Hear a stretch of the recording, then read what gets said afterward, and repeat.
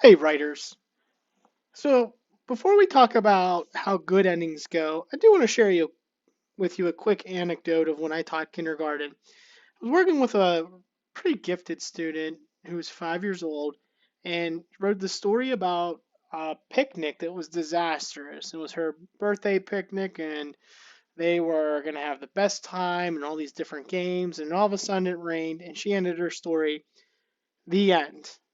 So, a lot of you have probably done something similar. So I went back to the student. I did ask her to fix her ending, and she wrote in bubble letters with red, white, and blue stars and stripes, the end. So again, we were tempted sometimes to just slap on a they live happily ever after or the end into our stories, but we can do much better than that.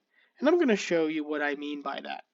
So there are some key questions in which fiction writers ask themselves when they're revising their endings. Again, you want to end with something that will leave your reader saying to themselves, this was a great story. This story was worth reading. Validate your hard work. You have worked so hard up to this point to write great stories, and you all have. So some of these key questions are: first, as we talk about stories and coherence in our stories, we mean, does our story arc or our plot make sense?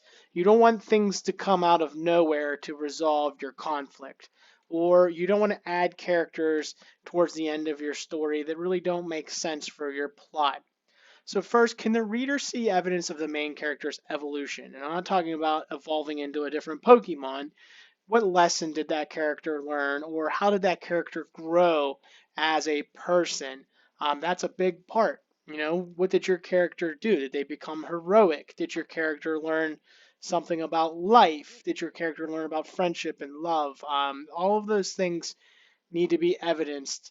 And you can put that in your ending. You can kind of cite that or summarize that really quickly. You don't want to rewrite an entire story, but think about how you could potentially put that into your story of showing that character's evolution and growth, that moment. You could put one line in there. Um, does the ending make sense or come out of nowhere? So this would go along with the story I just told you about the 5-year-old that I worked with. You really want to leave off the hesitation of just ending your story happily ever after, or having some plot device that makes no sense at all completely to your story. That is really important to understand. Are the loose ends tied up? So go back into your story arc. Any of the ideas or details or problems or developments that are within your story arc, have they all been tied up? Have they all been figured out? Remember, stories don't have to always end with a happy ending. Sometimes they do end with a very unhappy ending, but you should have closure, or you should have those loose ends be tied up. And then the last one, have you revealed everything you need for the story's purpose? So that original idea that you had for your story, that small moment in your life, or that lesson you learned that you have modeled your story after, or the thing that you created in your head, does that story reveal everything you need for the story's purpose? I'll use Hayden's as an example. You all got to read a little bit of Hayden's story about his fox, and the fox's want and desire was to find a new forest after his forest had been destroyed from a fire. Did he figure out that problem? Did he find a new forest? Did he find a new home? Did he not find a new home, and it's going to be continued? That's something to think about. So to give you some support with this, what I'd like you to look at is my small moment story that I've shared with a lot of you about me in the holiday season when I got my Nintendo 64. So I will reread it quickly, and then let's look at how we would want to end this story. So it was December 25th, 1996. I was 10 years old. I spent my fall of my fifth grade year paying attention, listening to my teacher, and not fighting with my brothers and sister. From the time I was able to walk, I've always played the Nintendo Entertainment System and Super Nintendo. This holiday season, all I wanted was a new Nintendo 64. It was nothing like I ever imagined. Kind of relate now. I want a PS5 really bad. Um, Still have that same feeling even as an adult. Video games in 3 dimensions. That was the thing back then, guys. You wouldn't even be able to comprehend what we had to deal with back then.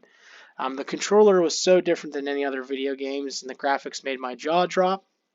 As my family began to open our presents, I waited and waited for my wish to come true. I opened all other cool presents like Revolutionary War toy soldiers, a new sled, and some Star Wars action figures. My heart dropped when the last box was opened. Then my pap opened the door. So I need ending. So I do have a loose end. You don't know whether or not I'm getting my Nintendo 64. Right now, my ending doesn't make sense. Out of nowhere, my pap came. So I need to bring closure to this. You really don't see the evolution of my character. You don't really understand, how I have changed over time or something has happened to me that has been resolved. And the story's purpose is really to show you my excitement towards working hard and having a thing that you want most in holidays, like the Christmas story, You'll Shoot Your Eye Out, Kid Ralphie story. I drew inspiration from that. So let's work on coming up with an ending. So I want to resolve this idea that I get my Nintendo 64. So let's talk about how I got my Nintendo 64. So my pap came in the living room with a square box the size of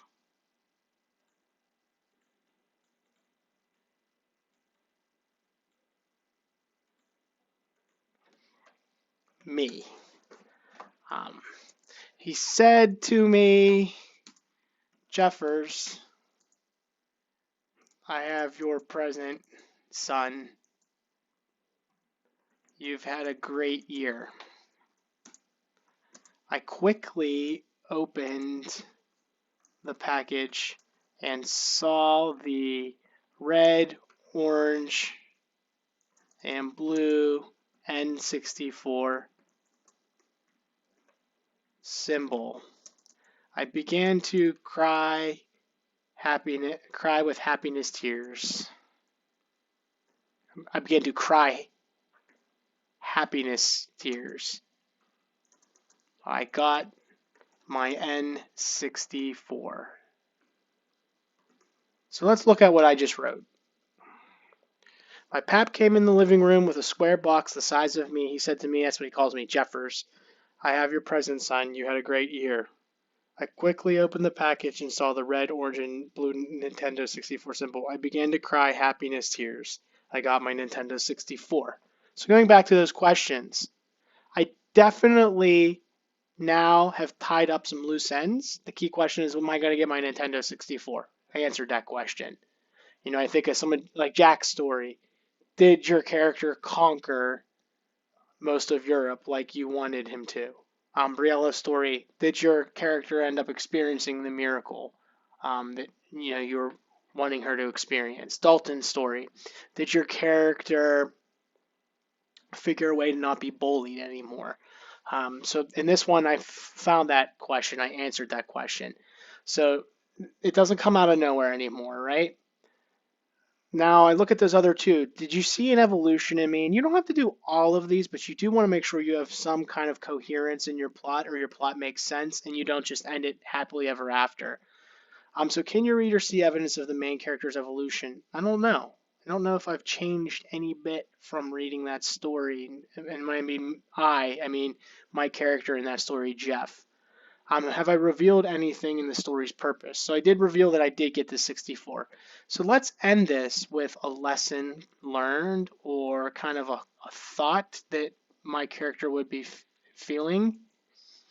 And that would be moving beyond just the gift, but the magic of working hard and celebrating the holidays with your family. So I'm going to say, looking around the room, seeing the joy on my brothers and sisters' face, seeing the joy on my family's face, I realized how magical Christmas truly is. So if you looked at that ending there, That's a lot better than just happily ever after the end. He got what he wanted. The story started with of this is what I'm going to do to get what I want. I really, really want this. We all have something we really, really want.